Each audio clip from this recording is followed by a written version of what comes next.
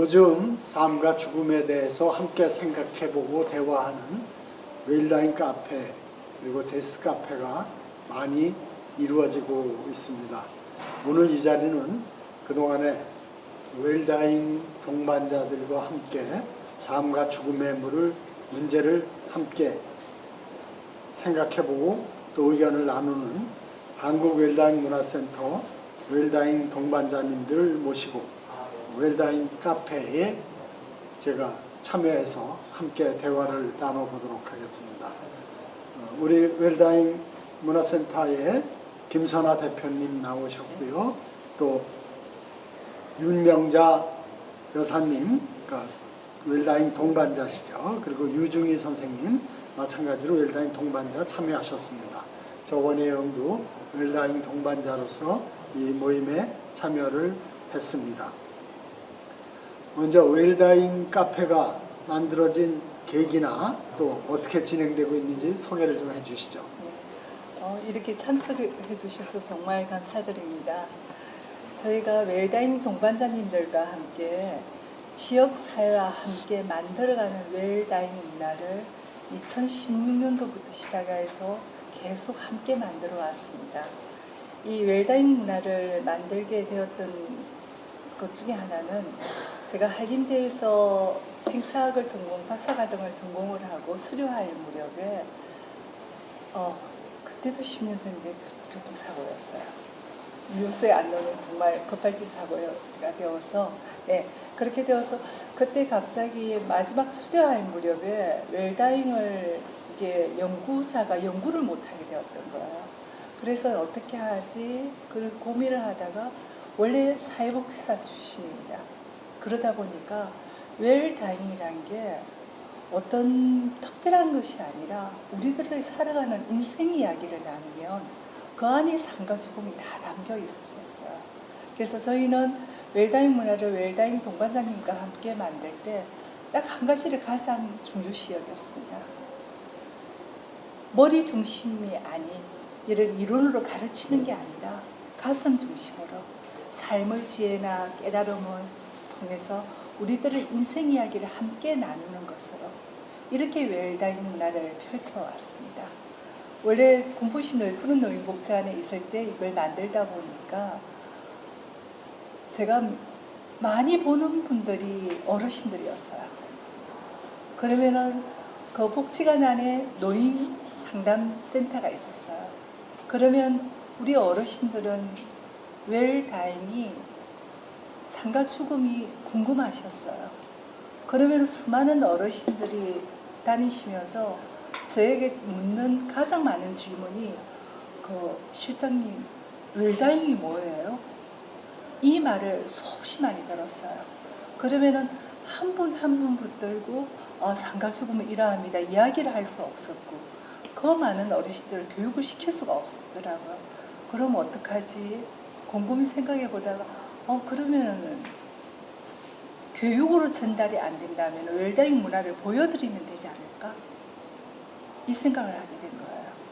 그 덕분에 처음에 2015년도 9월 달부터 시작하였습니다. 웰다잉 동반자 어르신들을 양성하기 위해서 웰다잉 집단 상담을 12회기 가정을 하였어요. 그 집단 상담이란 가장 중요한 게 내담자분들이 동의를 하지 않으면 안 됩니다. 중간에 교육은 들어갔다 나갔다 할 수도 있지만 그래서 하게 된 게 웰다잉 동반자였고 그렇게 나오신 분이 웰다잉 동반자 우리 어르신들인데 이렇게 만나면 웰다잉 카페를 저희가 처음에 할 때 이렇게 합니다. 웰다잉 동반자란 삶과 죽음의 길을 함께 동반한다는 뜻입니다.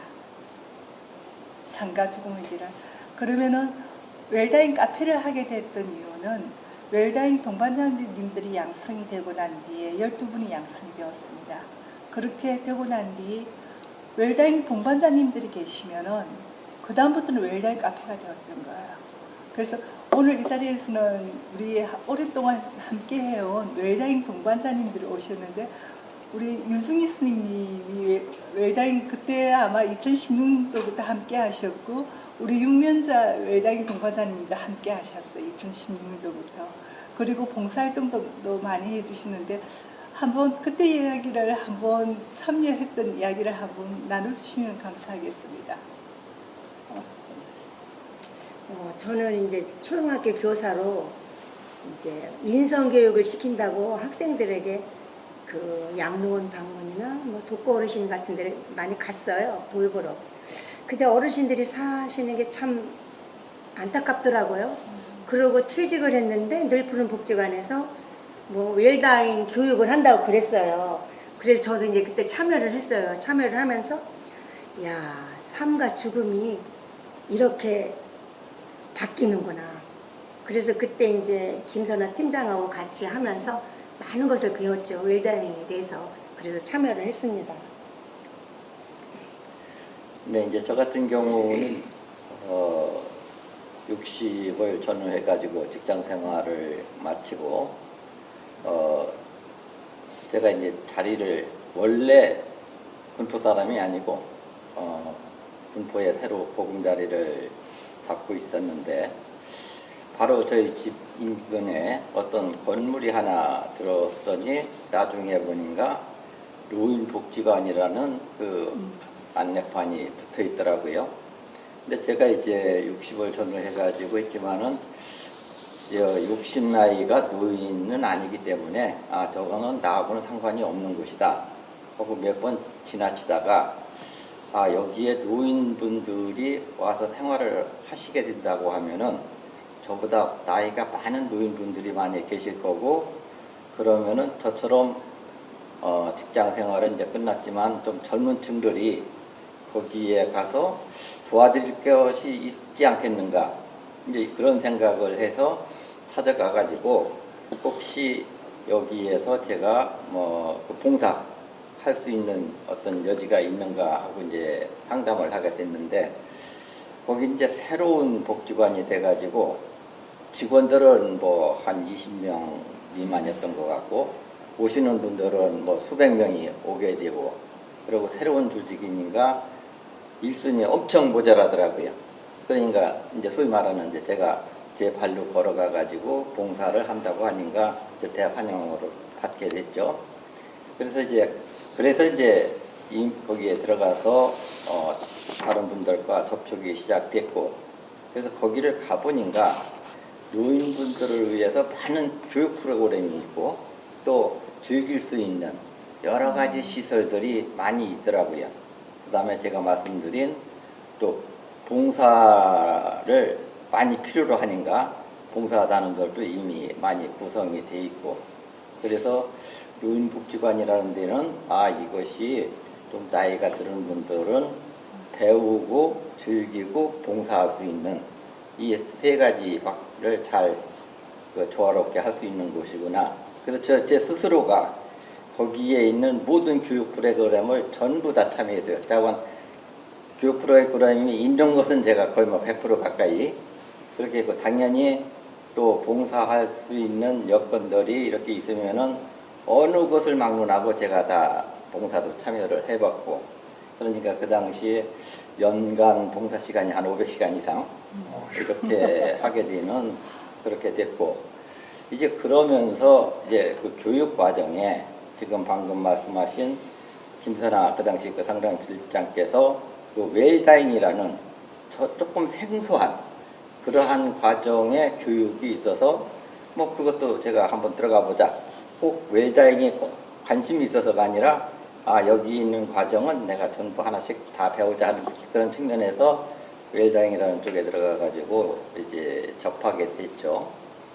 그래서 그것은 한번 교육으로 끝나지 않고 이것은 계속 또 책을 웰다잉 관련 책을 읽고 독서 클럽으로 연결을 했고 그 다음에 한 달에 한 번씩 1층 카페에 있는 데서 웰다잉이라는 것이 뭔지 그래서 우리 교육을 받은 사람들끼리도 이야기를 하고 또 전혀 이 웰다잉을 모르는 분들도 오픈을 해가지고 와서 들어라 커피 한 잔, 차 한 잔 무료로 제공해가면서 이러한 생활을 하면서 이제 그 웰다잉을 접하게 되는 그런 계기였습니다. 네. 저는 웰다잉에 관심을 갖게 된 게 한 10년 전에 국회의원으로 활동할 때 무의미한 연명 치료를 받길 원하지 않는 분들이 많은데 방법이 없다는 거예요. 현재 병원에서는 내일 모레 돌아가실 분도 인공호흡기 끼고 심폐소생술 하지 않으면 안 되도록 돼 있고 그런 딱한 상황이라서 결국 해결책이 그 자기 결정권, 그러니까 무의미한 연명 치료 안 받을 수 있는 권리를 보장하는 법을 만들어야 된다 하는 얘기를 듣고 제가 동료 의원들한테 호소해서 국회의 웰다잉 문화 조성을 위한 국회의원 모임 이런 걸 만들어서 입법 활동을 해서 다행히 2016년도 초에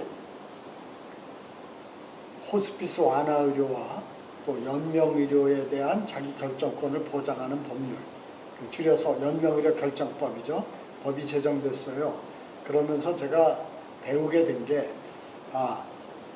무의미한 연명 의료를 받을지 안 받을지에 대한 내 결정이 아주 중요하고 그것뿐만이 아니라 내가 장례를 치를 때 내 뜻대로 허례허식 없애고 비싼 수의나 관 같은 거 안 쓰도록 하고 하는 것도 내가 결정해야 하는 문제고 특히나 내가 평생 동안 피땀 흘려 모은 귀한 재산을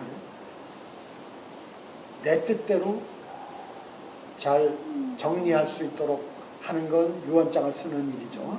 그런 것들이 다 웰다잉에 필요한 문제구나. 그러니까 웰다잉의 공통되고 핵심적인 원칙은 내 삶의 마무리에 대한 많은 일들을 내 뜻대로 결정하는 일이구나 이런 걸 알게 되고 이런 건 뭐 큰 돈이 드는 것도 아니고 많은 준비나 교육이나 훈련을 해야 되는 것도 아니고 생각해보고 부부간에 또 친구들 간에 얘기하면서 나는 어떻게 하면 좋겠다 하는 결정을 하고 그 결정에 입각해서 사전연명의료 의향서도 쓰고 유언장도 쓰고 인생노트도 써보고 장례의향서도 쓰고 이런 웰다잉 운동이 참 우리 초고령 사회가 다가오고 있는데 우리에게 필요한 시대적 과제구나 이런 생각을 하고 저도 웰다잉에 참여를 하게 됐습니다. 감사합니다. 그러니까 의원님께서 제일 먼저 그 입법을 해주셔가지고 연명치료 이것이 이렇게 확산되는 그런 법이 계기가 된 거군요. 네. 8년 전, 9년 전에. 그래서 저희는 이렇게 우리나라에서 입법 활동을 하시는 분들도 계시고 그다음 또 일선에서는 웰다잉 문화를 똑같은 시기에서는 웰다잉 문화를 만들어 왔습니다. 그래서 만들 때 함께 이렇게 인생 이야기로 살아가는 인생 이야기로 하는 걸로 알고 오늘 제가 조금 양해 말씀을 좀 먼저 드렸어야 되는데 아마 복장이 좀 이래요 지금 조금 그래서 상가수금을 이야기할 때 참 고민이 많이 되었어요. 12월 달에 웰다잉 인터뷰가 예정이 되었는데 저는 12월 2일 날 갑자기 예기치 못한 교통사고가 난 겁니다. 그러면은 교통사고 나고 한 이틀간 깨어나질 못하였어요. 근데 깨어난 지 이틀 후에 깨어나고 이러다 보니까 아마도 제가 깨어나지 않았다면 이 인터뷰는 아마 취소가 되었을 것, 자동 취소가 되었을 것 같습니다. 정말 그런데 감사하게도 몸조리를 잘하시라고 담당하시는 그 담당자님께서 몸조리 잘하라고 그러시고 그러면 내년 1월 달에 넘겨서 하는 거 어떻겠냐고 그러시길래 또 고민이 되었어요. 왜냐하면 제가 나아야 되니까. 그래서 어떡하지 하고 이제 주치 선생님하고 상의도 드려보고 이랬는데 정말 참 고민을 많이 했습니다. 아예 그냥 안 하는 걸 취소를 할까? 정말 그 고민도 했습니다. 그냥 초빙해 주신 것만 해도 감사합니다 하고 제가 취소를 할까 그 생각까지 하였습니다. 그런데 한 가지 무슨 생각이 드냐면은 정말 웰다잉을 이야기하려면은 우리들의 살아가는 인생 이야기 속에서 나와야 될 것 같고 있는 모습 그대로를 보여드리는 게 나을 것 같다. 그래서 인터뷰를 하는 게 낫겠다 이렇게 생각하고 저 혼자서는 다 못하겠더라고. 왜냐하면은 평상시 같으면 소리끼 이야기가 쫙 나올 것 같은데 지난주까지 어지러워서 혼쭐 났거든요. 그래서 소리끼 이야기는 못할 것 같은데 이럴 때는 웰다잉 문화를 웰다잉 동반자님들과 함께 만들어 왔기에 왜 너는 너 혼자 하려고 하니? 그러니까 못하는 것이. 차라리 상가 죽음을 함께 이야기 나누고 동반자님들이 계시는데, 그래서 이렇게 오늘 이 자리를 마련하게 되었고요. 웰다잉 문화를 한 거의 8년 정도 스님 되었죠. 2015년도부터 복지학계가 네, 내가 그렇게 되네요. 네. 한번 해보고 8년 정도 이렇게 하고 난 뒤에 실은 제가 박사과정 수료하고 바로 쉬었다가 복지학을 왔는데, 저는 솔직히 만학도가 되어서 박사과정에 들어갔기에 논문을 쓸 마음이 없었습니다. 솔직하게 말씀드릴게요. 논문 학위를 쓸 마음이 없었는데 이 학위를 쓰게 됐던 이유가 이게 웰다잉 문화에 대한 자문화 기술지예요. 그리고 이 웰다잉 문화에 대한 자문화 기술지고 생사학을 기반으로 하였습니다. 생사학이라는 상가 죽음을 다루는 학문이에요. 이걸 기반으로 하였고, 그리고 웰다잉 문화에 대한 자문화 기술지, 아마 자문화 기술지가 생소할 거예요. 저도 연구 방법론을 많이 해봤지만은 질적 연구 중에서 자문화 기술지가 있는지도 몰랐어요. 그런데 보니까 자문화 기술지가 뭘까 보니까 우리가 문화 기술지는 있더라고요. 문화에 대해서 인터뷰를 해서 연구를 하는 게 문화 기술지였어요. 그러면 자문화 기술지는 말 그대로 스스로 자자가 들어간 거예요. 자기 인생 스토리를 가지고 자문화 기술지를 담을 수 있다면, 제가 이걸 쓰고자 했던 게 웰다잉 문화를, 우리 웰다잉 동반자님들하고 애써 만들어 온 이 웰다잉 문화를 살려내기 위해서 이걸 썼어요. 왜냐하면 한 복지관에서 해봤더니 정말 좋았어요. 어르신들이 기뻐하셨어요. 즐거워하셨어요. 그래서 이걸 살려내기 위해서 썼다는 말이 뭐냐면, 관장님이 바뀌거나 이러면 운영 체제에 따라서, 마인드에 따라서 어떤 프로그램을 또 못하기도 되고 하게 했을 때, 아마 2019년도에 이 프로그램으로 제1회 2019년 제1회 경기도 어르신 인생 노트 사업, 거기에 공모를 하였어요. 그런데 저희는 오랫동안 해오던 게 있다 보니까 저희가 선정이 되었어요. 그래서 그게 성과보고 공유회가 2019년 12월 달에 있었는데, 그때 저희가 우수 사례 발표를 할 때 그때도 역시 저 혼자 안 했어요. 우리 웰다잉 동반자님들과 했어요. 그때 했던 거기에 우리 어르신들의 인생 자서전이 다 담겼어요. 우리가 그동안 문화를 어떻게 만들었는지 하고, 그리고 이걸 이야기를 하면서 웰다잉 학술지에 게재를 하고 학회에 발표를 해야만이 문화가 안 없어지더라고요. 기록이 남아야만이. 제가 그래서 만학도가 그걸 느껴서 하고, 그리고 자문화 기술지를 했던 것 중에 하나가 유일하게 이 방법, 연구 방법만이 우리 어르신들과 함께 했던 웰다잉 문화를 다 담아낼 수가 있었어요. 저희 인생 이야기를 가지고. 그렇게 하게 되었고, 그 중에 핵심이 이겁니다. 제가 이걸 꼭 한번 보여드리는 게, 핵심이 바로 이거예요. 이 논문 한 권의 가장 큰 핵심이 마음의 행복 사진이에요. 마음의 행복 사진, 인생 그 아름다움을 노래하다. 그리고 여기 보면은 저희가 웰다잉 카페를 할 때 자주 이야기했던 부분입니다. 저는 이 이야기를 자주 합니다. 떠올리면 저절로 마음이 따뜻해지는 분이 계신가요? 우리는 놀랍게도 누구나 두 개의 인생을 산다. 하나는 나의 현재적 삶으로 오늘을 살아가면서 동시에 또 다른 하나로 나 없는 내 인생을 준비하며 살아간다. 그러하듯 우리는 인생길을 걸어가는 도중에 자연스럽게 떠오르는 그리운 이름이나 얼굴이 있다면 그건 오늘의 새로운 만남으로 예우해도 좋다. 그리고 여기에 어느 웰다잉 동반자의 자기 성찰 메모 중에서 이렇게 기록을 했습니다. 이게 이 논문 한 권의 핵심이었어요. 그래서 지금 오늘 이 자리에서 나누고자 한번 이야기를 좀 정말 떠올리면 저절로 마음이 따뜻해지는 분이 계신가요? 그분이 고인일 수도 있고 살아계신 분일 수도 있고 그럴 수도 있고 또 하나는 이와 동시에 이 단어를 이렇게 쓸 때 아마 웰다잉에서 가장 생사학에서 유명하신 분이 엘리사베스 키블로스는 거의 많이 알려져 있어서 많이들 아시는데 그분이 인생 수업 책을 정말 내용이 좋았어요. 아까 우리 유승희 선생님께서 웰다잉 동반장님께서 말씀하셨듯이 독서 그룹에서 인생 수업도 하고 이렇게 되는데 인생 수업 그 책을 보면서 정말 마음에 담겨진 한 줄이 있었어요. 제가 이걸 정말 어머 이 내용은 좋구나 하고 밑줄을 그어놨는데 솔직히 고백하면은 그 책을 볼 때는 제가 이 두 줄을 이해를 못했어요. 그게 뭐냐면은 이 삶의 가장 큰 상실은 죽음이 아니다. 가장 큰 상실은 우리가 살아있는 동안 우리 안에서 어떤 것이 죽어버리는 것이다. 엘리자베스 키블로스 인생 수업에 나오는 대목이에요. 그래서 이걸 줄을 그어놓고 이해를 안 됐는데 논문을 쓰면서 이 글을 이해를 하였습니다. 그래서 오늘 한번 나누고자 하는 게 내 안에 상실은 없는가. 자기 상실에 자각이 되어야 되는 거예요. 내 안에서 뭔가 죽어버린 건 없는가. 그걸 갖다 우리 웰다잉 동반자님께 여쭈기보다 제가 먼저 고백을 하는 게 빠를 것 같아요.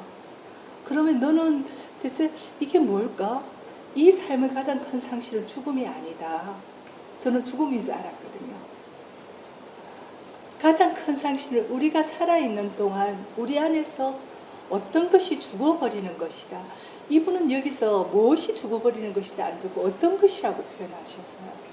왜 이런 말을 적었을까 생각을 해봤더니 저마다 다른 거예요. 상실 자각이 다른 거예요. 죽어버리는 게. 그러면 너는 뭐가 죽었다고 생각했니? 했더니 웰다잉을 10년 동안 해본 결과 제가 고백을 드리면은 제가 29살 때 남편과 사별을 했어요. 그런데 이게 29이 되다 보니까 너무 어린 나이가 되다 보니까 제 주위에서 누군가 돌아가시는 분도 못 봤어요. 외할아버지가 돌아가신 거는 어르신들이 장례를 치러 가니까 그때는 어려서 잘 몰랐고요. 그래서 이게 뭐지?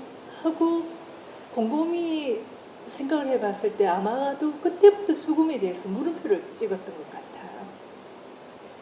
왜냐하면 죽음이 뭔지도 모르고 이게 무엇이길래 내 옆에 와서 단란했던 가족이 아들도 있고 이랬는데 갑자기 한 사람이 간 거예요. 그런데 아이 아빠가 갈 때 제가 옆에 있었어요. 중환자실에 계속. 그런데 그때 주치의 선생님께서 절 부르시더라고요. 진료실을 부르셨어요. 그러시면서 뭔가 설명을 하시는데 29 나이라도 가만히 보니까 이분이 주치의 선생님이 뭔가 굉장히 애타하시면서 아주 어렵게 설명을 하신다는 게 이분이 땀을 흘리는 모습을 보고 저는 알아차렸어요. 뭔가 설명하시는데 이걸 이 환자분이 보호자분이 알아들을 수 있을까. 그러시면서 하신 말씀이 뭐라고 하시느냐 하면은 우리가 살아있는 사람은 누구나가 다 갑니다. 언젠가는 갑니다. 그러면은 보호자님, 제가 수많은 유가족을 보았고 환자들을 보았습니다. 앞서 눈 감으시는 환자들도 많이 보았습니다. 그런데 그럴 때 사랑하는 가족이 바로 내 옆에 있으면은 아픈 환자분이 눈을 못 감을 수가 있습니다. 왜냐하면은 내 사랑하는 가족이니까 이게 눈을 못 감게 하는 거예요. 그렇게 되면은 그로 인해서 길어지는 거는 환자의 고통이라는 거예요. 그래서 이 설명을 하실 때 제가 진료실에서 머리로 알아들었어요. 머리를 알아들으면서 이 한 주치의님이 이 말씀을 하셨구나 하고 머리로는 이해를 했습니다. 충분히 그럴 수도 있겠구나 하고 했는데 이게 머리를 이해하는 거가 가슴으로 딱 깨닫는 거는 너무 하늘과 땅 차이였어요. 저는 그걸 머리로 알아들었던 거예요. 그래서 아이 아빠 옆으로 또 중환자실에 왔습니다. 그런데 딱 보는 순간 눈빛을 딱 바라보니까 불안해 하시는 거예요. 그러면은 환자분이 불안해 할 때는 솔직히 그때는 의사도 안 찾습니다. 나의 가장 가까운 가족, 나의 보호자, 나의 삶을 믿고 할 수 있는 분. 그래서 그분을 찾길래 이제 아이 아빠한테는 저였죠. 그러니까 안 되겠고 이제 그때 깨달았던 거예요. 아, 의사 선생님, 주치의 선생님 말씀하신 게 이거였구나 하고 저는 잠시 중환자실에 아이 아빠한테 거짓말을 했어요.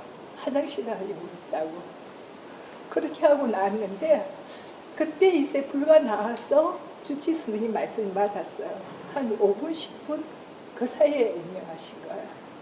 그러면서는 밖에 나와서 이미 그걸 갖다가 다 듣고 있었죠. 이미 이런 상황을 겪고 있구나. 그래서 이제 가만히 생각해 봤더니 여기서 그거는 이제 과거의 일이었어요. 근데 아직까지도 과거의 얘기하면 눈물이 나요.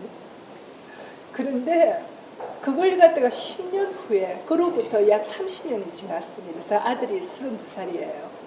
30년이 지난 후에 저도 모르게 아들이 제가 생사학을 공부하게 됐던 이유가 아들 덕분이에요.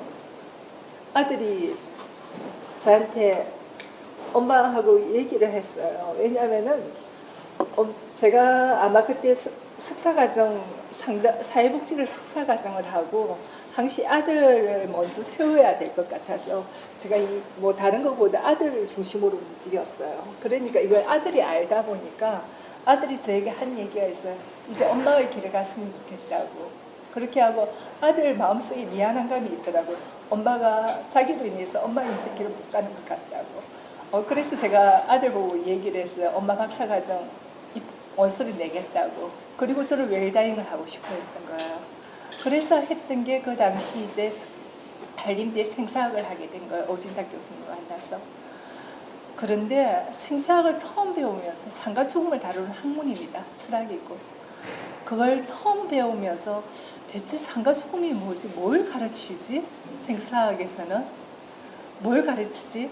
그렇게 해서 생각을 해보았더니 주치의가 얘기한 그걸 가르친 거예요. 쉽게 표현해서 죽은 사람은 언젠가는 다 우리는 눈을 감게 돼요. 그러면 가야 될 길이 있어요. 남아있는 유가족은 유가족의 길이 있는 거예요. 이걸 티벳 사자에서에서 이야기하더라고요. 그래서 오늘 얘기를 이제 한번 좀 여쭤보고 싶었던 거는 함께 나눠보고 싶었던 거는 나의 마음에 상실이 뭐가 있는지. 가족들이 어머니 아버지가 또 16년도에 돌아가시는데 저에게 남았던 거는 가족들이 사랑하는 가족들이 가니까 아픔만 남았어요. 고통만 남았어요. 그런데 제가 잃어버렸던 거는 우리가 살아가면서 아픔만 있는 거 아니잖아요. 행복도 있잖아요. 행복한 시간도 있잖아요. 제가 그 시간을 다 날린 거예요. 그 고통, 아픔 때문에. 그래서 마음의 행복 사진을 그 대안으로 해보았던 거예요. 마음의 행복 사진을 다시 꺼내서 좋았던 기억들이 많잖아요. 그러면 이제는 제가 어머니 아버지 이야기를 하든 남편 이야기를 하든 고인을 이야기하더라도 웃으면서 이야기할 수 있을 것 같아요. 그래서 제가 우리 어르신들하고 좀 웰다잉 동반자님들하고 나눠보고 싶은 건 혹시나 나의 어떤 마음의 상실은 없는지, 그게 있었다면 또 어떤 식으로 바뀌었는지. 저는요, 부모님이 10년 전에 돌아가셨어요. 근데 이제 부모님이 사시던 시골 집에 제가 일주일에 한 번씩 꼭 가거든요. 가가지고 이제 뭐 산 밑에 집이에요. 그런데 거기서 부모님 사진이 딱 있어요. 그럼 들어가면 아버지, 엄마 저 왔어요. 이렇게 인사를 합니다. 그러고서는 거기서 이제 뭐 대화도 하고 막 이래요. 혼자. 그러면 제가 이제 거기서 혼자 자거든요. 그럼 동네 사람들이 산 밑에서 무섭지 않냐고. 그러면 저는 부모님하고 같이 있는데 뭐가 무서워. 이러면서 같이 사는 것 같이 해요. 왜냐면 살림도 다 부모님이 사시던 거 그대로 있고 다 그대로 있으니까 사진도 있고. 그래서 저는 뭐 이 연세가 많이 드셔서 돌아가셨거든요. 어머니는 90세, 아버지는 89세. 그래서 그런지 저는 그냥 잃어버렸다는 생각이 안 들고 그냥 같이 살고 있다.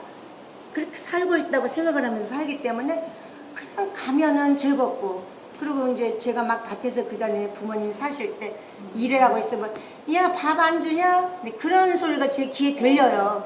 그래서 그 죽음이라는 것이, 그 육체는 죽었지만 영혼은 함께 살고 있다고 생각하면 하나 슬픔이 없을 것 같아요. 우리 실장님 같은 경우는 이제 젊었을 때 그렇게 했으니까 막 그렇지만, 저는 부모님이 살아계시면 고생만 하셨을 것 같아요. 지금 100세 되셨을 텐데 얼마나 고생하셨겠어요. 그래서 저는 아주 편안하게 부모님을 생각하고, 뭐 한 달에 한 번씩 그 이웃이 산소니까 가서 뭐 기도하고 그렇게 같이 대화하고 그렇게 하고 지냅니다. 그래서 죽음과 삶이라는 것은 어떻게 그냥 공존하는 것 같다는 생각도 하고 그런 네. 생각이 들어요. 저는.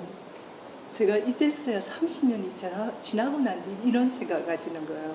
그 가족 사진을 저도 이렇게 액자로 해가지고 붙여놓고 편안하게 이야기가 되고 있어요. 저 같은 경우는 물론 그 죽음, 제가 본 죽음이 다 이제 우선 가족이죠. 할아버지 할머니 돌아가시는 거 봤고, 이제 아버지 어머니 돌아가시는 거 이제 이 정도 봤는데, 뭐 다들 이제 사실만큼 사셨기 때문에 죽음은 이것은 뭐 그냥 당연히 오는 거다. 이제 그런 생각이 들었고, 또 그 다음에 가장 잘 죽는 것은 가장 잘 사는 거다. 그러니까 웰다잉이 이꼬로 웰빙이다. 이런 생각을 하고, 또 죽음은 절대로 그게 무서운 게 아니다. 죽음은 두려워할 것도 없고 무서운 것도 아니다. 죽음과는 이것을 좀 친하게 지내야자. 이런 데 저는 생각을 가지고 있고, 죽음이 뭔가, 왜 죽는가, 이 부분에 대해서 여러 가지가 있지만 가장 단순한 질문에 대한 답변은 태어났기 때문에 죽는 거다. 맞아요. 안 태어났으면 안 죽는데, 우리가 태어났기 맞습니다. 때문에 태어나면 당연히 마침표는 네. 죽는 거다. 이렇게 생각을 하면은 그건 굉장히 단순한 거다. 네. 그래서 이것은 죽음은 굳이 당하는 문제가 아니라, 내가 어느 정도 이렇게 살았으면 어떤 불행한 죽음이 아니라고 하면은 그것은 맞이하자. 이 죽음은 맞이하자. 그리고 맞이하기 위해서는 준비를 좀 해야 된다. 그래서 지금 제가 이제 그 웰다잉이라는 것을 체계적으로 이렇게 이제 배우고 할 때 거기에 여러 가지 항목들이 나옵니다. 이제 옛날에는 없었지만 아까 우리 원 의원님 말씀하신 그 사전연명 의료의향서, 요거 이제 새로 생긴 그 죽음과 관련된 단어란 말이에요. 그래서 거기에서 들은 어떤 기존에 우리가 알았던 평범한 단어들, 그 다음에 사전의료의향서 이런 것 같은 새로운 단어들, 그리고 사람이 살아가는데 그 데카르트가 말했나요? 아는 것이 힘이다. 근데 제가 생각하는 것은 아는 것을 실천하는 것이 힘이다. 아는 것에서 끝난 게 아니고 그것을 실천했을 때 그것이 매듭지는 힘이다. 라는 그러한 저는 그 확고한 생각을 가지고 있는데, 그러면 이 웰다잉으로 와서 이 부분도 배운 부분에 대해서는 그런 게 있구나가 아니라 배운 것은 내 걸로 만들어야지, 실천을 해야지. 저는 이제 그렇게 생각을 해서 거기에서 배운 부분들은 전부 저는 실천으로 옮겼어요. 네, 예를 들어서 뭐 이런 거죠. 이제 제일 먼저 가서 배운 얘기가 뭐냐면은 그 유언장을 작성을 해라. 유언장도 하나의 그 웰다잉에서 필요한 거다. 그 다음에 그 영화로서 유명해졌지만 버킷리스트, 이것도 노인네들이 한번 자기 거 해가지고 정리할 필요가 있다. 이런 부분도 있고, 그 다음에 이제 그 사전 연명 의향서라는 건 이건 법적인 거지만은 법적인 것은 아니다 하더라도 사전 그 장려 의향서, 사전 치매 요양 의향서, 이러한 부분은 우리 그 김선아 박사님이 새로운 그 용어로서 한 거거든요. 양식도 만들었고. 그래서 그러한 부분도 저는 전부 다 그것을 제 자필로 해가지고 전부 해놨어요. 그러고 조금 더 나가면은 그 영정사진 이것도 저는 언제 죽을지 모르지만은 이제 저도 이제 70을 향해서 가고 있기 때문에 영정사진도 해놨고, 그다음에 수의는 저는 이렇게 이야기를 해놨어요. 그 3배를 해가지고 뭐 몇백만 원짜리 해가지고 하는 게 아니라 제가 죽기 전에 가장 아껴 입었던 아웃도어 그것이 내 수의다. 이렇게 하면 자식들이 얼마나 그 부분에 대해서 이걸 고민 안 하고 네. 바로 할 수 고민 있겠느냐. 안 그냥 하죠. 제가 입던 옷에서 요 근래 우리 아버지가 이 옷을 입고 산에 다녔지, 그 옷으로 그냥 입혀가지고 내 수의로 해라. 이제 그런 걸 다 기록으로 해놨어요. 전부. 그 다음에 이제 이것 꼭 훌륭한 사람들이 많이 하기는 하는 건데 저는 훌륭하지는 않지만은 제 묘비명도 준비해 놨고, 그 다음에 저는 제 묘지까지도 전부 다 만들어 놨어요. 물론 부모님 옛날에 있던 그 봉분 큰 것을 다 없애고 조그맣게 와비로 해가지고 할아버지 할머니 거, 어머니 아버지 거, 그 다음에 제 거고 제 집사람 거. 대신 거기에는 죽은 날짜만 비어 있어요. 그래서 만약에 제가 죽으면은 그대로 화장해가지고 가서 딱 묻으면은 끝나게끔. 그래서 이제 그것도 해놨고,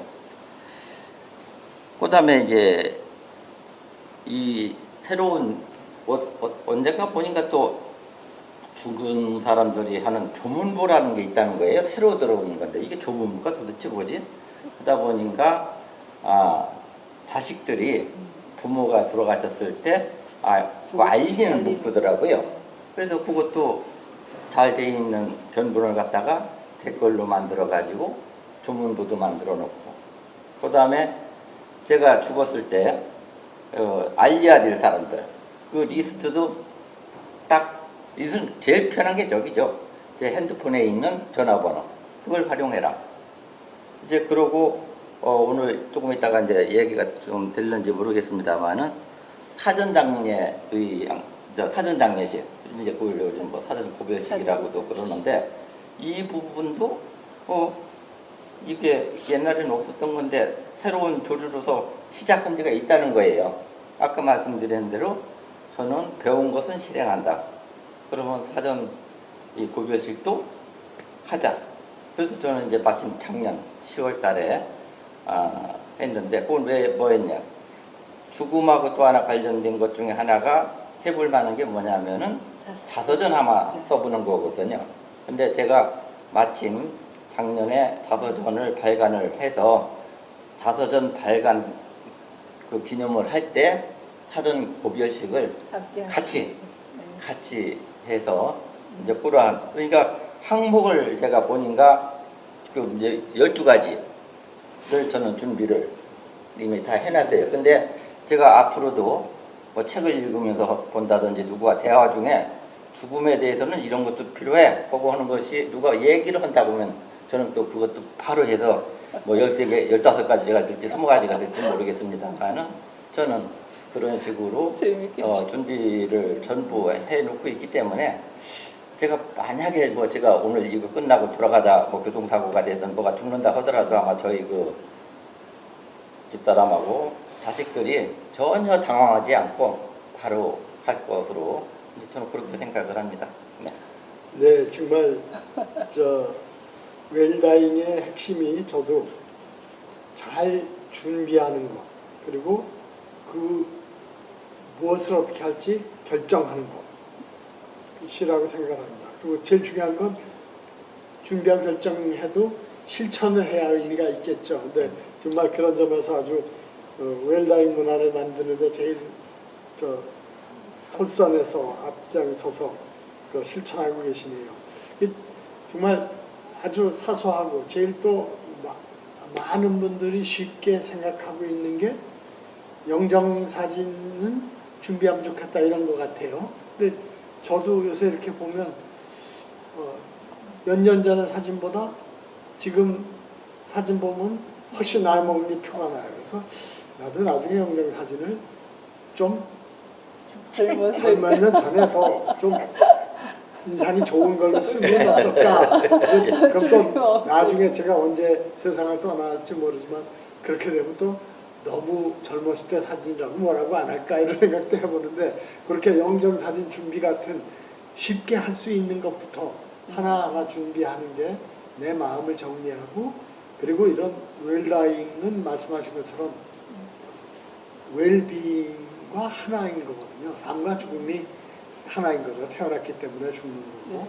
그런 점에서 내 삶의 마무리를 잘 준비하면 현재 내 삶이 얼마나 소중한 것인가를 또 알게 되고 더 뜻있게 맞습니다. 좀 적극적으로 살려고 그런 자세가 저절로 좀 갖춰지는 그런 게 아주 웰다잉의 효과적인 핵심적인 효과 아닌가 그렇게 생각을 합니다. 맞습니다. 얼마 전에 사전고별식을 출판기념회하고 함께 하신다고 유승희 스님이 하셨을 때 그 말씀을 하셨어요. 친지들이, 친구분들이 사전고별식을 한다면 참여 안 하겠다.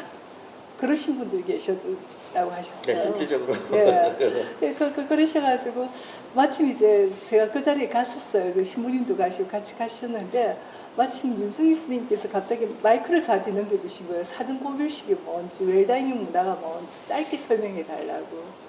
그래서 아까 사전고별식 하면 안 가겠다고 그 말씀을 드렸기에 한 150여 명이 오셨어요. 지역사에. 그래서 마이크를 잡고 딱 한마디를 했어요. 장례식, 과연 누굴 위한 장례식입니까?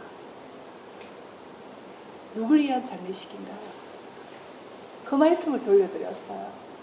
그래서 오히려 더 장례식이라는 거는 우리가 눈을 감고 난 뒤 지인들이 오셔서 하는 게 장례식이었지만 사전고별식은 정말 내가 살아있을 때 내가 사랑하는 사람들, 친구들도 있고 가족들도 있고 한 분 한 분 만나서 함께 모여서 따뜻한 밥 한 끼 먹자는 거예요. 사전고별식을 그렇게만 의미를 담아주시면 좋을 것 같고 그렇게 해서 설명을 듣고 제가 우리 윤명자 어르신께서 말씀해 저희 웰다잉 동반자님들은 다 기본적으로 자기 인생 자서를 쓰셨어요. 저도 하였습니다. 그것처럼 하였는데 제가 얼마 전에 우리 윤명자 어르신께서 정말 보기 드문 걸 말씀하셨어요. 이미 돌아가신 선친의 이게 그러니까 자서서는 보통 본인이 쓰는 게 자서서인데 이미 돌아가신 고인 걸 갖다가 남아있는 유가족분들이 자서를 쓰신 거예요. 그 말씀 한번 정말 너무 인상적이었어요. 저희 아버님이 이제 시골에서 혼자 계셨어요. 근데 굉장히 필체도 좋으시고 똑똑하신 분인데 어머니는 요양원에 계시니까 동네 요양원에 가셔서 오전에는 계신데 오후에 오면 혼자 계시니까 제가 이제 일주일에 한 번씩 가면서 아버지 살아오신 과정을 한번 써보세요. 그리고 그냥 공책하고 다 갖다 드렸어요. 그랬더니 그걸 매일 쓰신 거예요. 근데 제가 가면은 자랑스럽게 80이 넘으신 노인네가 야, 나 이걸 썼다. 아버지 너무 잘 쓰셨어. 글씨도 좋고 막 제가 다 읽어보고 그러고서는 한 몇 년 쓰시다가 돌아가셨거든요. 그래서 이제 그 정말 주옥 같은 그 내용과 그것을 그냥 버릴 수가 없더라고요. 그래서 이제 그걸 컴퓨터를 다 쳐가지고 그래서 돌아가신 지 10년 된 작년에 만들었어요. 그거. 온 가족한테 가족들이 만드셨어요. 보냈어요. 네. 친척들한테. 그랬는데 저도 모르는 내용이 많은 거예요. 이 일제시대 때 학도병으로 가서 고생하신 것도 있고 그래서 내용인데 그런 게 있어서 저는 눈물을 흘리면서 이거를 다 읽어봤어요. 그래가지고 동생한테 이제 줬더니 동생은 영등포에 사는데 가다가 그 뭐 아파트 어디에 앉아서 이걸 다 읽었대. 눈물을 찔찔 짜면서. 그래서 야 이게 아버지 정말 뭐 돌아가셨지만 하늘나라에서 기뻐하실 거다 이제 이렇게 생각을 했고 저는 이제 자서전을 쓰지 않았지만 제가 현직에 있을 때 글 쓰는 걸 좀 좋아했어요. 그래가지고 매일 글을 써서 신문에도 투고하고 막 그런 글이 정년퇴직할 때 되니까 이렇게 많더라고요. 그래서 이거 가지고 책을 내자.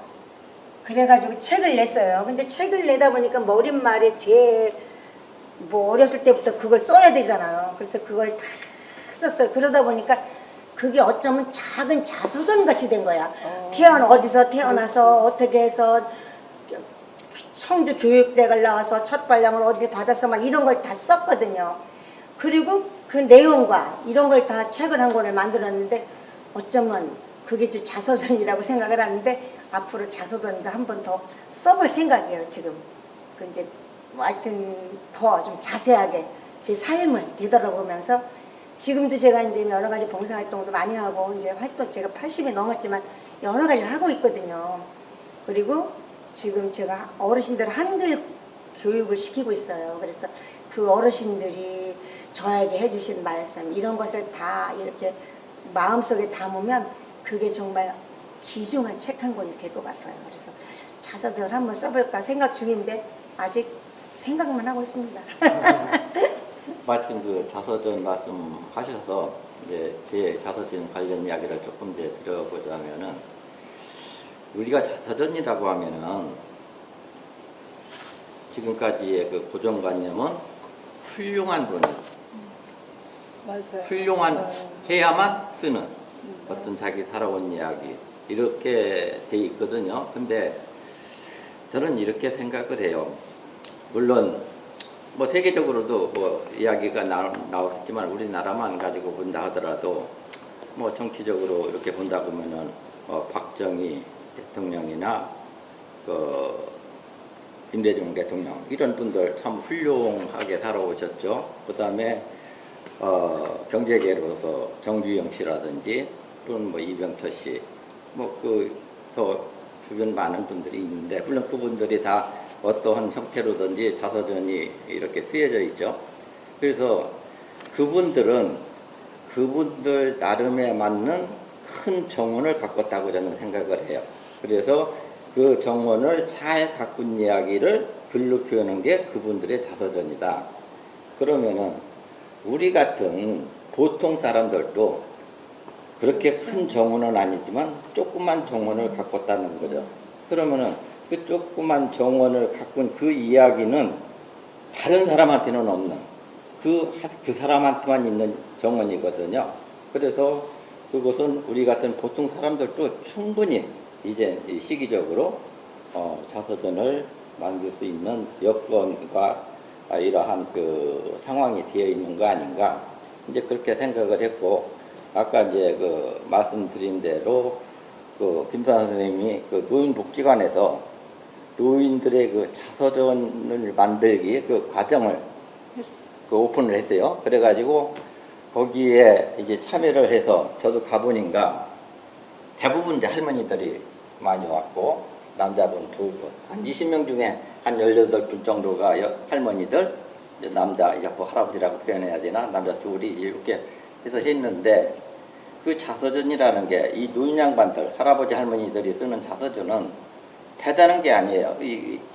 담당 그 선생님께서 어떻게 리더를 하냐면 이분들은 컴퓨터도 안 되죠. 그러니까 직접 종이를 나눠줘 가지고 펜글씨로 볼펜으로 그 자기 이야기를 물론 어떠한 이야기를 쓰게끔 이 생각을 하게끔 그거 이제 선생님이 다 리드를 해줘요. 그러면 각자 자기들이 맞는 이야기를 이 글로 쓰고 또 사진은 있으면 가져와라. 거기에 관계된 거 있으면 가져와라 해가지고 그 사진을 가위로 오래 받쳐가지고 붙이고 그렇게 하면은 사람마다 다 다르게 하는 거예요. 어떤 분들은 15편, 어떤 분들은 뭐 한 20, 30편 이렇게 해가지고 고교에 대한 중요했던 것이 뭐냐면은 그것을 복지관에서 재본을 해가지고 전시를 해주고 하게 되니까 굉장히 의의가 이제 깊었던 거거든요. 그래서 이제 저도 거기에 이제 참여를 해서 뭐 이렇게 재본을 해줬어요. 이렇게 해서 이 철근으로 해가지고 이 내용은 이제 다른 분들은 이제 손글씨로 했는데 저는 이제 컴퓨터가 돼가지고 완전히 책 한 권을 네, 쓰셨네요. 요게 이제 그 계기가 됐어요. 네. 그래서 이게 이제 계기가 되고서 그 다음에 온 것이 이제 그저 코로나 이 시기가 오면서 노인복지관도 문을 닫았어요. 그러니까 어디도 갈 수 없는 거죠. 이 직장을 안 나가는 시니어 세대들은. 그래서 이제 저 같은 경우는 이거 하루 종일 집에 있을 수도 없고, 그래서 제가 한 거는 그 당시 이제 두 가지를 했는데, 하나는 제 뒤에 수리산, 도립부근 수리산이 있어요. 그래서 그 수리산에 날마다 올라가가지고 카메라에 메고 올라가가지고 수리산에 관련된 모든 자료를 사진으로 찍고 거기에 있는 것을 다 글로 만들어가지고 수리산을 알리는 그런 작업을 하는 이제 시간이 남으니까, 그리고 산에는 코로나 시기에 가는데 아주 활동하기가 좋으니까 했고, 그 다음에 집에 있는 시간은 이제 혼자 지내는 거죠. 여기 이제 처음부터 하나 조금 옆길로 빠져서 말씀을 좀 드려보자면은, 이 시니어 세대들이 이 웰다잉하고 이제 연관되면서 여러 가지 갖추고 해야 될 것 중에 하나가 저는 뭐가 중요하게 생각을 하냐면은 혼자 지내는 법을 배워야 된다. 그걸 잘 배워놔야 맞아요. 외롭지 않다. 외로움과 고독은 다르다고 그래요. 그래서 혼자 지내는 방법을 잘 아는 사람은 고독을 즐길 수 있다는 거예요. 그러나 이 혼자 지내는 방법을 이걸 잘 훈련이 안 되면은 외롭게 살다가 본인도 잘못하면 또 이상한 쪽으로 빠지기도 하고 그런다는 건데, 혼자 지내는 방법 여러 가지가 있습니다. 여러 가지가 있는데 그 중에 대표적인 것이 글쓰기다, 저는 그렇게 생각을 합니다. 근데 아까 말씀드린 대로 저걸로 자서전이라는 것을 시작을 해놔서, 야, 이왕이면 좀 더 붙여가지고 시간도 많이 남고 혼자 보내는 방법도 이것도 잘 결핍해가지고 열심히 제가 해가지고 한 것이 바로 요 코로나 시기가 끝나면서 만든 책이, 저기서 발전된 게 이런 책이 두 번째 책이네요. 네네. 이렇게 네, 이제 저 됐어요. 책이 이렇게 발전됐고, 요거까지. 저는 글쟁이가 아닙니다. 글에 대해서 소질이 없는 사람인데, 이게 시작이 이제 되었어요. 요거는 이제 자서전이 됐고, 요거는 이제 제가 스스로 퇴직 후에 즐기는 삶이라는 이 책인데, 이건 뭐냐면은 저는 제 스스로가 퇴직 후에 굉장히 즐기면서 산다고 저는 자부를 해요. 그래서 제 이야기를, 다른 방법이 아니라 제 이야기를 여기다 썼는데, 이러한 샘플, 이것이 뭐 꼭 그 정답은 아니지만 이런 방법으로 재미있게 노인네가 살아가는 방법이 있네 하는 이야기를 제가 요걸 해가지고, 사실 아마추어가 이 출판사하고 계약을 해가지고 책만을 만든다고 하는 것은 확률적으로 뭐 1%라고 보는 사람도 있고 0.1%라고 보는 경우가 있는데, 저는 이거 가지고 굉장히 쉽게 출판사하고 계약에 맞아져가지고 하게 됐거든요. 이게 바로, 이거 하게 된 게 바로 뭐냐, 출발이 아까 말씀드린 이것이 없었으면 저것도 안 나오고 이것도 안 나오고, 또 이 책의 요게 지금 3권 분량입니다. 하다 보니까. 그러다 보니까 분량도 커졌고 두께도 두꺼워졌고, 이제 이렇게 해서 아까 말씀드린 대로 요것을 출판 기념회 할 때 사전 교보식을 여기다 얹어가지고 네. 그렇게 하게 됐거든요. 다들 네, 엄청 열심히 하시는 예, 분이세요. 그래서 열심히. 모든 것이 나이는 살아가는데 아무 지장이 없고, 좌우간 일을 벌리면은 열심히 하면은 아무리 자기가 부족한 부분도, 그리고 이 책을 만드는데도 저는 뭐 글쟁이가 아니고 전혀 저런 데 소질이 없는데 많이 도와주더라고요, 주변에서. 예, 그냥 도와주는 분들이 나타나요. 그러다 보니까 어떤 작품이 본인만 중단하지 않고 어떠한 의욕을 가지고 진행을 하면은 이렇게 작품이 되는 사례를 제가 이제 이런 경험으로 얻었거든요. 이 세 번째 책 퇴직 후 즐기는 삶은 좀 많이 팔렸어요? 근데 뭐 팔리지는 않고 근데 예, 네, 이런 이게 책이 참 중요하다고 제가 생각이 드는데요. 네. 우리 인류가 꼭 한국 사회가 아니래도 다른 나라를 다 통틀어봐도 50, 60 넘어서 70, 80까지 네. 보통 맞아요. 은퇴하고 나서 20년, 20년을 30년을 더 더 사는 살아야 돼요. 세상이 네, 지금이야. 수만 년, 수천 년 인류 역사 중에 요 최근 수십 년 네, 안에 그렇습니다. 네. 요즘 일어나는 일입니다. 그러니까 네, 그래요. 1970년도에 우리 평균 수명이 58세입니다. 네. 그러니까 환갑잔치가 아주 큰 잔치가 되는 네. 거예요. 그런데 지금 80세 훨씬 넘지 않습니까? 80세 그러니까. 이상 사시는 분들이 지금 50% 훨씬 넘는단 말이죠. 평균 82세라고 예, 하죠, 그 남자가. 83세니까 그런 점에서 그동안에 직장 다니고 내가 일할 때는 꼭 좋은 건 아니지만 우리 사회가 빨리빨리 해라, 열심히 해라. 그렇죠. 그냥 하는 대로 하면 됐어요.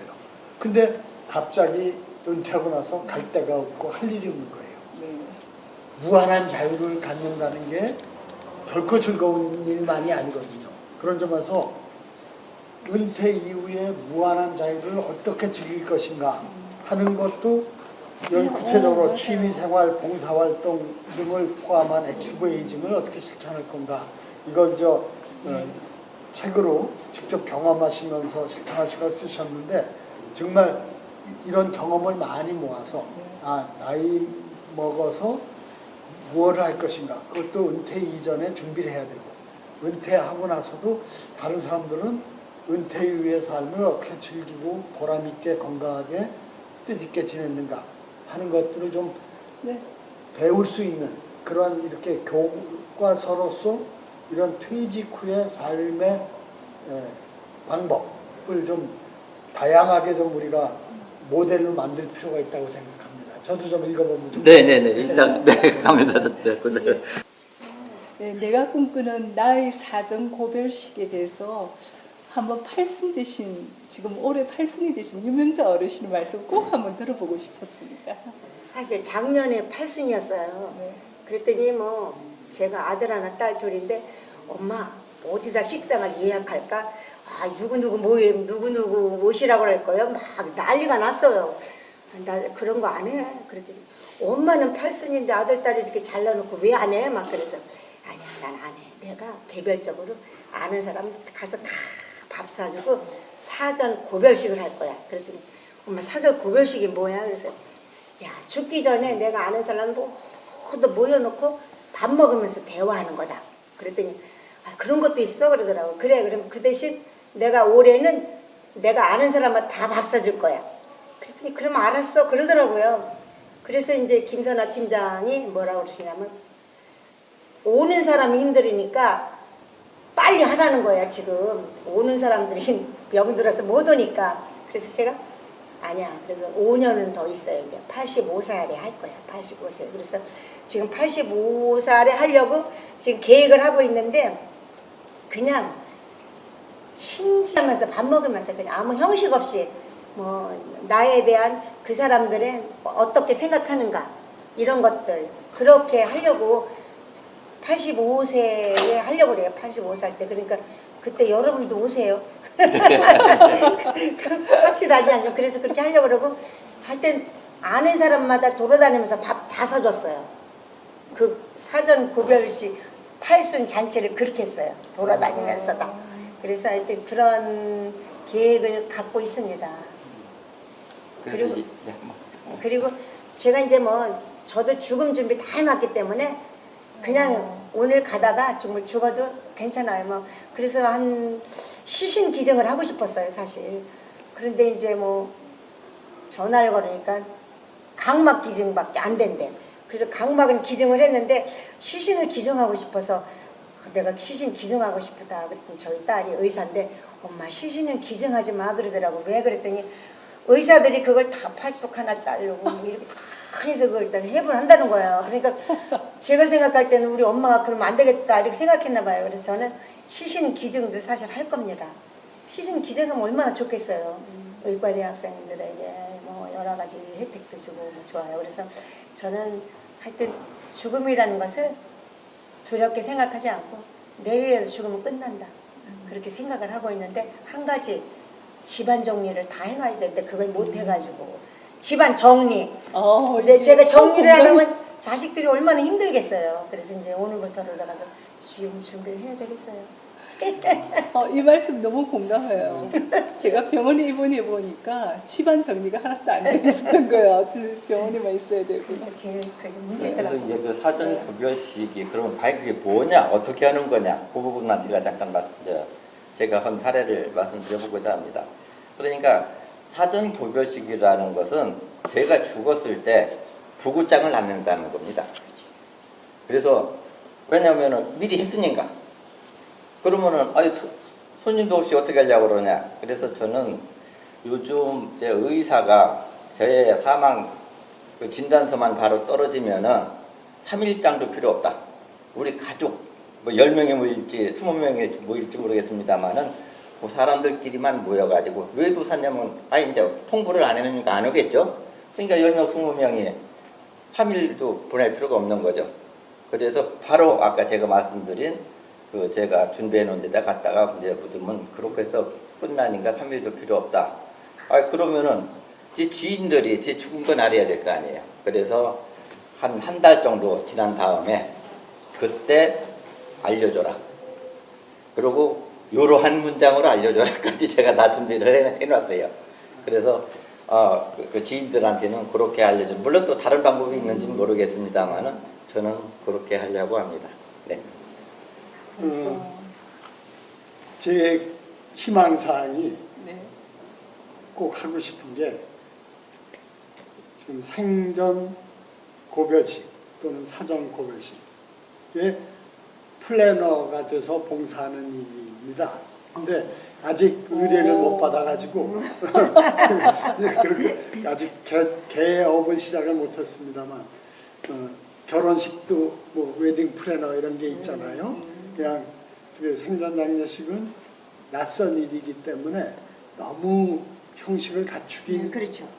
그렇지만 또 그래도 의미 있는 행사로서 되기 위해서는 그 생전 고별식을 치르는 본인이 어떤 얘기를 하려고 하는지 또 어떤 분들에게 덕담을 좀 청해 들을 건지 또 무슨 즐거운 또 분위기를 잘 돋우는 무슨 그 음악이나 뭐 이런 프로그램도 펴낼 건지 그런 걸 계획해야 되지 않겠어요? 그래서 제가 그런 거를 생전 고별식을 하시려고 하는 분과 상담을 해드리고 그래서 그 계획서를 맞춰놓고 그 다음에 언제 할지도 의논해서 해야 되겠죠. 그래서 그렇게 진행을 하면은 굉장히 보람 있지 않을까. 그리고 정말 지금의 장례식도 나름대로 우리의 전통이고 의미가 있습니다만 살았을 때 내가 가까운 사람들에게 고마웠다, 미안했다, 사랑한다라고 전할 수 있는 기회를 갖고 그걸로써 내 삶을 한번 크게 마무리 져보는 건 정말 아름답고 멋있는 일이다. 그래서 이런 문화가 좀 많이 확산이 돼서 저 같은 사람이 그런 생전 장례식, 생전 고별식 또는 이별식이라도 합니다만 그 플래너로 좀 바쁘게 일하면 좋겠다 이런 희망을 갖고 있습니다. 예, 제가 신청하겠습니다. 제가 웰다잉 문화를 만 꼭 10년 하였습니다. 여기서 웰다잉이 가장 중요한 게 뭘까 생각해 봤을 때 지금 현재 이 순간을 행복하게 살아가는 거. 한치 앞을 모르니까. 이게 웰다잉 문화의 진정한 의미였어요. 지금 현재 이 순간 함께하는 분이 가장 소중한 분이에요. 그리고 오늘이 행복하면 그 행복한 게 계속 가다 보면은 어떻게 죽으면 솔직히 눈에 안 보이잖아요. 알 수도 없잖아요. 이 생에서 마지막 오늘을 살았을 뿐이지 당사자의 입장에서 본다면. 그래서 행복한 오늘을 이렇게 보내면 어떠할까 하고 정말 즐거운 시간, 감사한 시간이었습니다. 네. 네, 정말 이 웰다잉 카페가 다양한 형태로 방식으로 좀 우리 사회에 이렇게 퍼져서 함께 삶과 죽음에 대해서 얘기하고 죽음에 대한 준비가 현재의 내 삶을 보다 뜻있게 풍요롭게 만드는 아주 중요한 초석을 까는 길이다. 이런 걸 좀 대화를 통해서 배우고 실천하는 그런 좀 문화가 될 수 있도록 우리 웰다잉 동반자 여러분께서 앞으로도 많은 역할을 해주시면 좋겠습니다.